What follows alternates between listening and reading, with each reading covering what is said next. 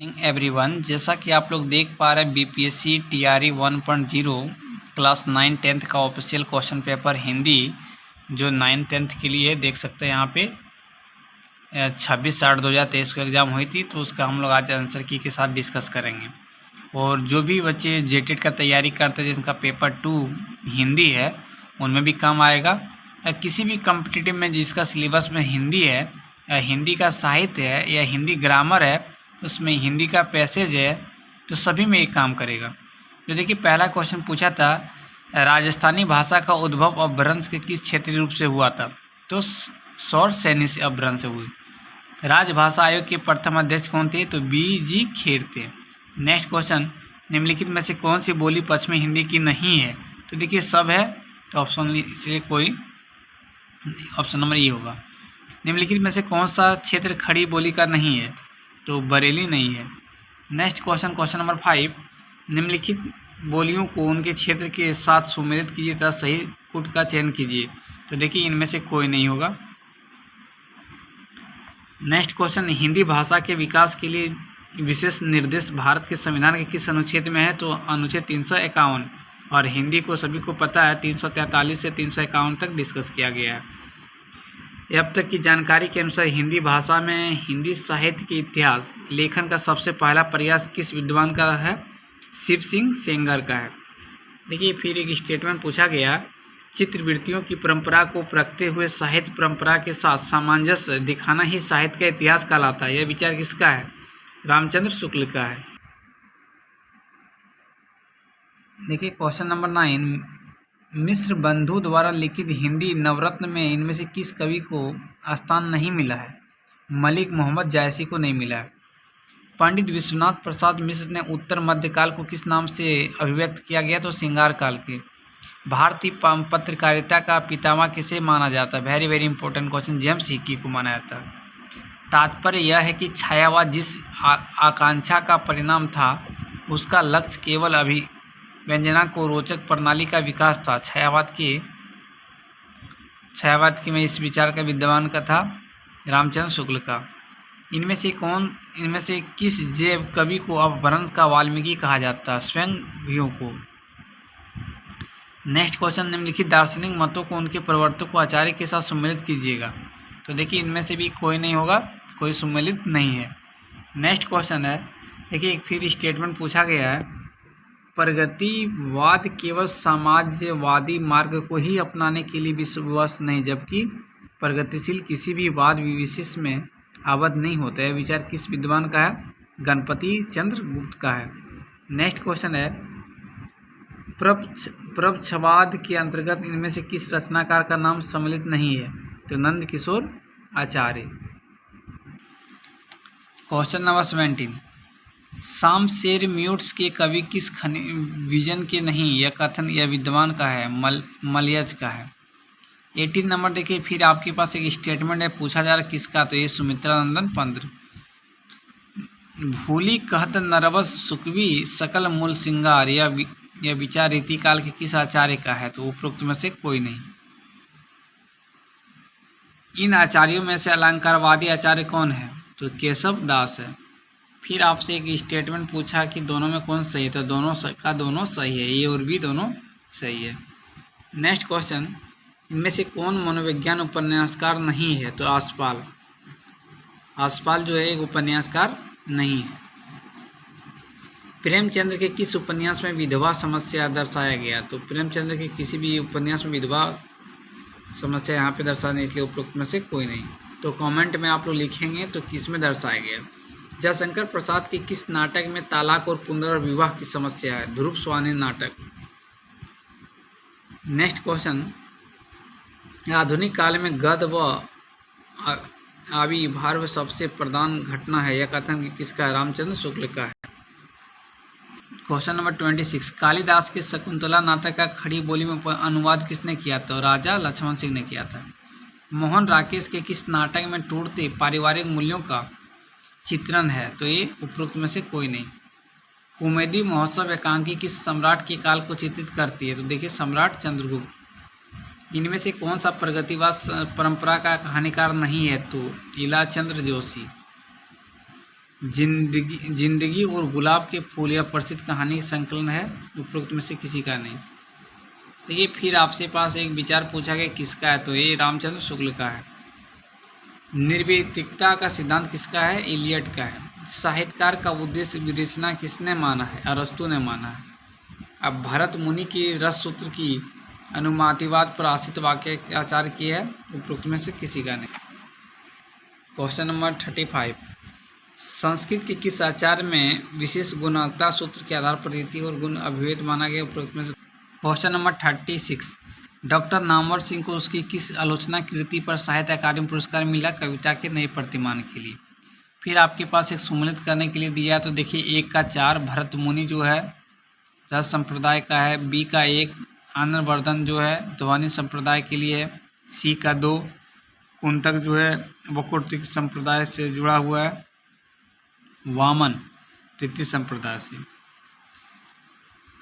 Croce के अभिव्यंजनावाद को वक्रोक्ति सिद्धांत का विलियती संस्करण किसने कहा है, उपरोक्त में से कोई नहीं। स्त्री विमर्श पर आधारित तब्दील निगाहें किस लेखिका की कृति है, मैत्री पुष्पा की है। दलित साहित्य का सौंदर्य शास्त्र नामक कृति के लेखक कौन है, ओम प्रकाश वाल्मीकि है। आदिवासी विमर्श पर आधारित आदिवासियों का संसार नामक पुस्तक के लेखक कौन है, तो उपरोक्त में से कोई नहीं। आप लोग दोस्तों जिसमें उपरोक्त में से कोई नहीं उसका स्टेटमेंट को सर्च करके आप लोग अपना कॉपी में नोट डाउन कर लें, क्योंकि एग्जाम में हार्ड करने के लिए सबसे ज़्यादा स्टेटमेंट पूछा जाता है। यह किसका कथन है। संदेश यहाँ में नहीं स्वर्ग का लाया, ये भूतल को ही स्वर्ग बनाने आया। उपरोक्त पंक्तियों का रचयिता कौन है। ये पंक्ति दे दिया, और बीपीएससी का पूछने का सबसे अच्छा तरीका क्या है, किसी का पंक्ति उठा के दे देता है, रद्दाट इनमें से कोई नहीं ऑप्शन डाल देता। इसलिए आपको अच्छे से याद होंगे तभी आप करेक्ट कर पाइएगा ऐसा क्वेश्चन में। रामधारी सिंह दिनकर को उनकी किस कृति पर भारतीय ज्ञानपीठ पुरस्कार दिया गया था, उर्वशी के लिए दिया गया था। ये जबकि सीजीएल में भी क्वेश्चन पूछा गया था, झारखंड सीजीएल में। निम्नलिखित में से कौन सा रासो ग्रंथ छंदों को अजायब घर कहलाता है, पृथ्वीराज रासो को। कबीर उलटबासियों के विशेषज्ञ माने जाते हैं। इससे पहले उलटबासियों किस साहित्य में प्राप्त होती थी, सिद्ध साहित्य में। मैथिली शरण गुप्त को राष्ट्र कवि को उपाधि किसने दिया था, महात्मा गांधी ने दिया था। नेक्स्ट क्वेश्चन आपके पास भी रचनाकार दिया, कृति मिलाने दिया। तो देखिए 1 का 4 अकाल और उसके बाद, तो 4 में नागार्जुन, तो आप लोग अच्छे से इसको मिला लें। नेक्स्ट क्वेश्चन फिर आपसे पूछा गया है, फिर पूछ रहा कि किसका है ये। एक आदमी रोटी बेलता है, एक आदमी रोटी खाता है, एक तीसरा आदमी भी है जो न रोटी बेलता न रोटी खाता है। उपरोक्त पंक्तियों धूमिल किस कविता से है, तो धूमिल का कविता पूछा रहा है, तो आप लोग देखेंगे। कमलेश्वर द्वारा रचित कहानी नहीं है, तो देखिए कमलेश्वर द्वारा रचित एक और जिंदगी नहीं है, तो किसके द्वारा है आप लोग कमेंट में लिखें। नेक्स्ट क्वेश्चन, चंद्रगुप्त नाटक में दृश्यों की संख्या कितनी है, तो 44 है। चंद्रगुप्त के नाटक में दृश्यों की संख्या कितना, 44 है। शेखर एक जीवनी उपन्यास के नायक के रचित चरित्र का प्रमुख विशेषता कौन है, उपरोक्त में से कोई नहीं। महामाया हजारी प्रसाद द्विवेदी का किस उपन्यास की पात्र है, बान्य भट्ट की आत्मकथा।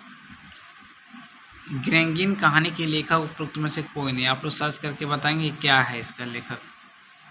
बहुत कम कहानी लिखकर भी सर्वाधिक लोकप्रियता प्राप्त कहानी में कौन है, चंद्रधर शर्मा गुलेरी। प्रजातंत्र और लोकतंत्र के नाम पर हमारे चारों ओर फलने फूलने वाली राजनीतिक संस्कृति के प्रतिनिधि पात्र वेद जी का किस उपन्यासकार की सृष्टि है, उपरोक्त में से कोई नहीं। अमृतलाल नागर का कौन सा उपन्यास महाकवि सूरदास पर आधारित है, खंजन नयन। 57 फिर आपसे एक कथन दे दिया, पूछा किसका है, किस पात्र का है, तो मेहता। गोदान के किस पात्र का है। देवसेना जयशंकर प्रसाद के किस नाटक की पात्र है, स्कंदगुप्त की। लघु मानव की महत्ता को किसने प्रतिपादन किया है, विजयदेव नारायण शाही ने। देखिए आपके पास 60 नंबर क्वेश्चन है।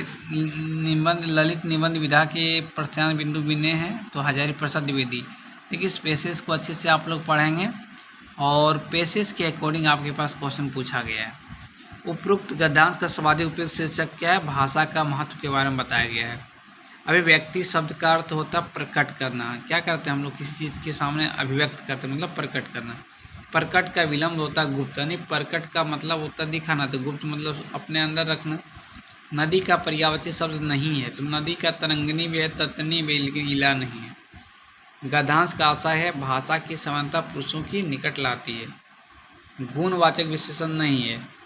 देखिए पतला है, घना है, लेकिन चौगुना नहीं। चौगुना कौन सा है?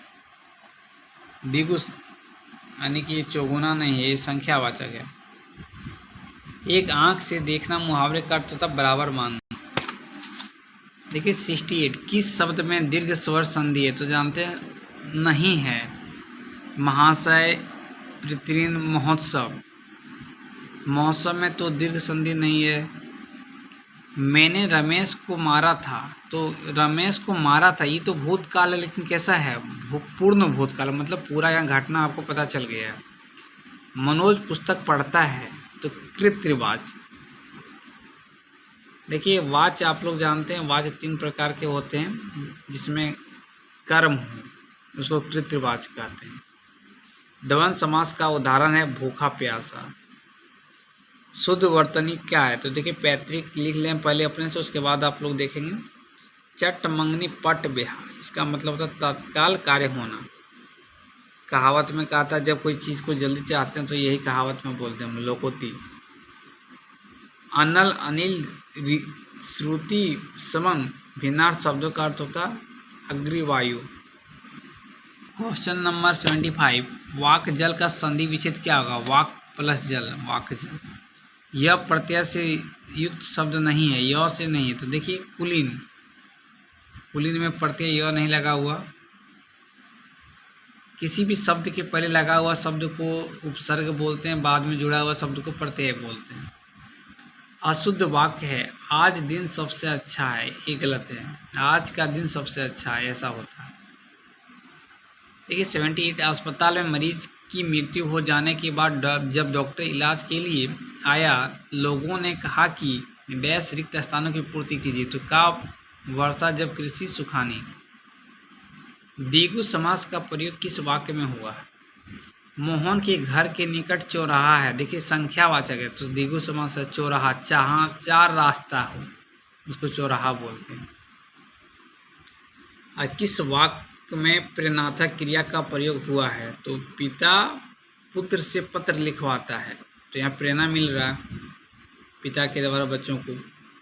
तो दोस्तों आज हम 80 क्वेश्चन का डिस्कस किए, जो कि TRE 1.0 का क्लास 9-10 का हिंदी का क्वेश्चन था।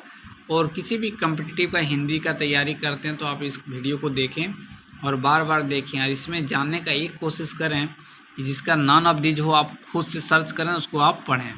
थैंक यू, फिर मिलते हैं नेक्स्ट वीडियो में।